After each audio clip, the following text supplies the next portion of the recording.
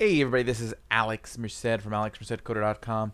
And what I wanted to do is just kind of show you how you can use the developer tools to sometimes scrape information from a website. I had to recently do this um, for a recent task I had for a client.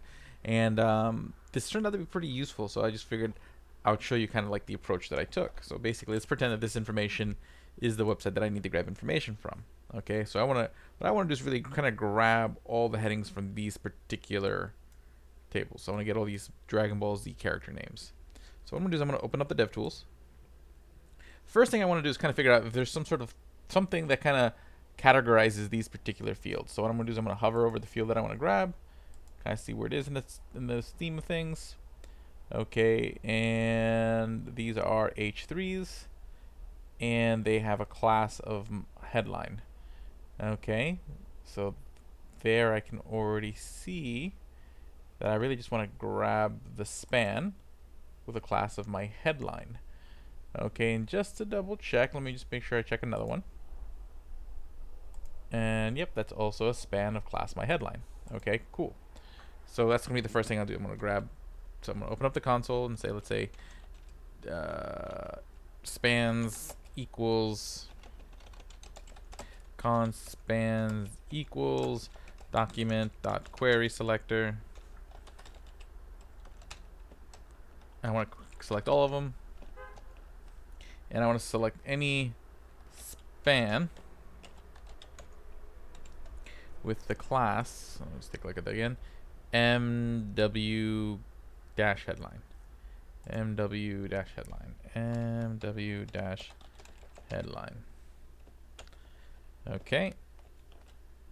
And let's see if that works. Okay, so then I want to type in spans, see if I get it. And yeah, I have a list of 102 items. Let's take a look at them. Okay, so here's the first 100. So creation and concept. So you're getting all the headlines, so maybe not all the ones you want. So I see that, okay, these first two I don't want. Okay, I can filter those out afterwards. First, let's just get the headings from each one of these. So then what I want is to take these spans, and I just want to grab the text. So what I am going to do is do a const strings equals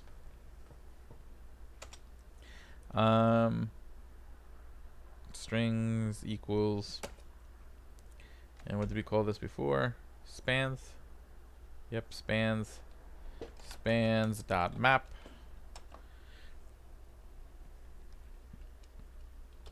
Each span,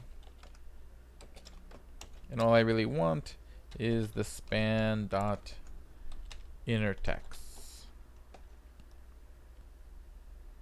Okay, and that should do that. Oh, spans dot map. Okay, so did I miss here? Let me just take a look here. Oh, it's a node list. That's right. So here's what I gotta do. If I want to do that, I gotta turn the node list into an array.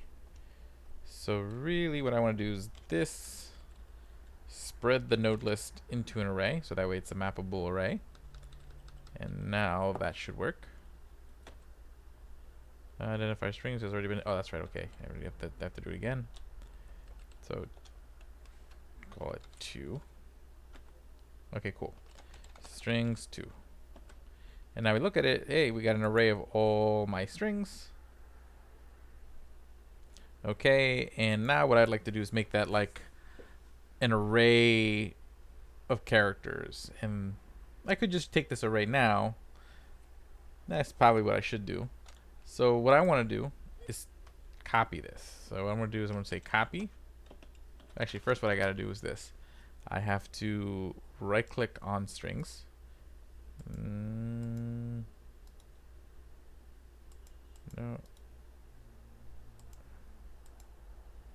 Yeah, let me console.log strings. Oh, that's right, strings 2. There you go. And then I want to right click this. I want to store this as a global variable. Once I have that stored as a global variable, see, it creates this variable temp1. Then I can use this copy function and say I want to copy temp1. And what that does is copies over that text as JSON. Okay, and what I can do now is I can open up my editor. Okay, and let's just open it up to like my Scratch folder. Open folder, development, Scratch. Here's fine. So I can just like do this. And see, now I have this array. All these names, I can clean it up further from there, so I can like get rid of these outliers. But that certainly saved me a lot of time versus copying them all manually. I can just do antagonists. Okay, or you can even use that to parse it further. Okay, you guys get the idea. But that's a really fun way to like take a page that has a lot of data.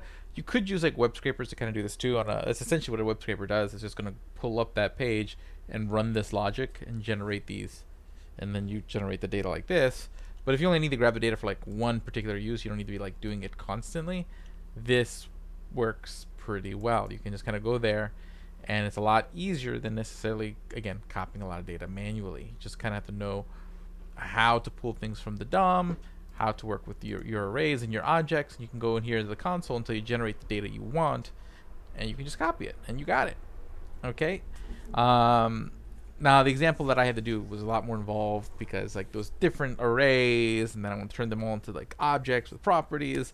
But I think this kind of illustrates the point. So my name is Alex Merced from alexmercedcoder.com. If you like the video, please hit the like button, subscribe to the channel, head over to devnursery.com and sign up for the Slack and Discord channel. I'll see you guys later. Have a great day and enjoy.